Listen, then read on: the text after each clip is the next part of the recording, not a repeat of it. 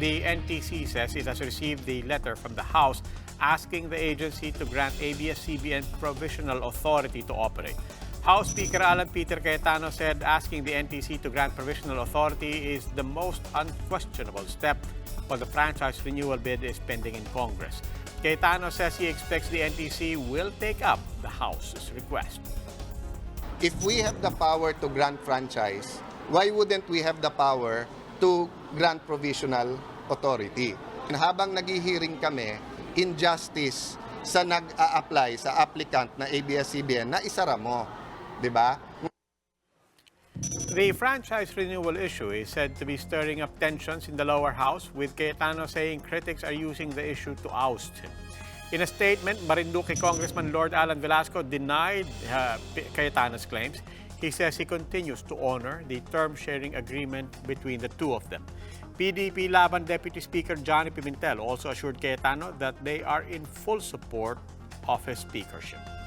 I can assure the Speaker that as far as PDP Laban is concerned, there is no really plan to oust him.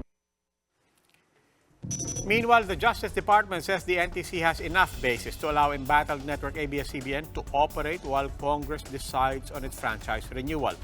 But the DOJ says a concurrent resolution by Congress would place the matter on more stable legal ground. Mayan Los Baños has the story. At the Senate hearing on Monday, officials of the National Telecommunications Commission made known the request for an opinion from the Justice Department on whether ABS-CBN can still be allowed to operate once its franchise expires. While it had been done before for media firms in a similar bind, the NTC said ABS-CBN's case is different, with a quo warranto complaint lodged against it in the Supreme Court. Now, the DOJ has responded. It said in a letter that there is sufficient basis to allow broadcast entities to operate while its franchise renewal bills are pending in Congress.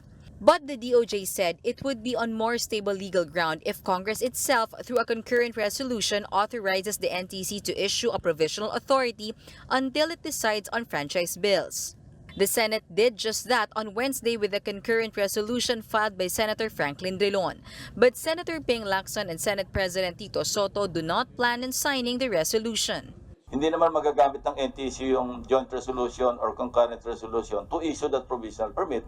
So, magmumukha lang kaming parang, di ba?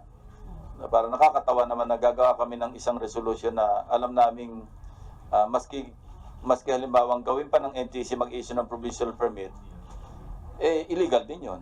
For Lacson, why not just pass the renewal bill?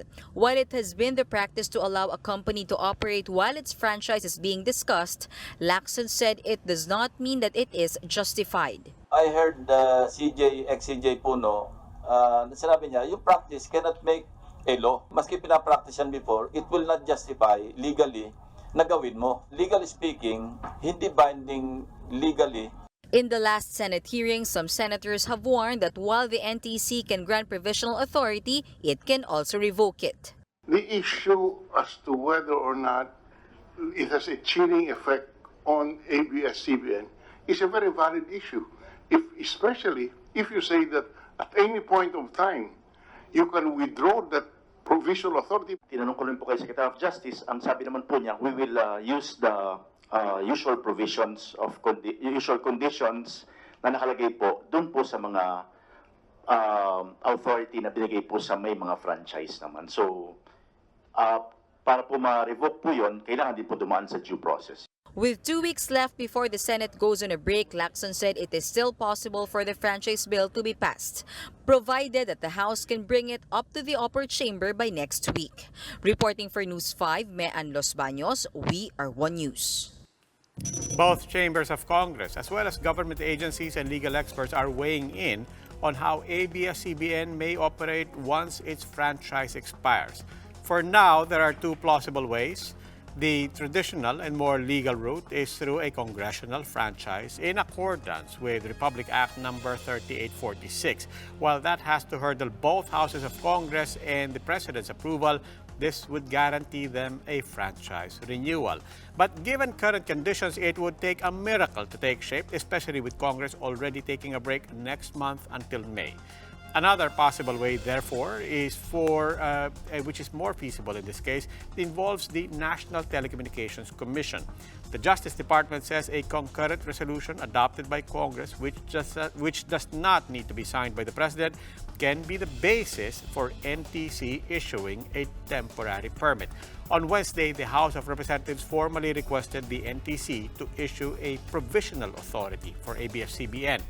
The NTC will solely decide on the matter, but the problem is the agency is under the Department of Information and Communications Technology, part of the executive branch of government. This could mean that, after all, executive officials still have the last say on the network's fate.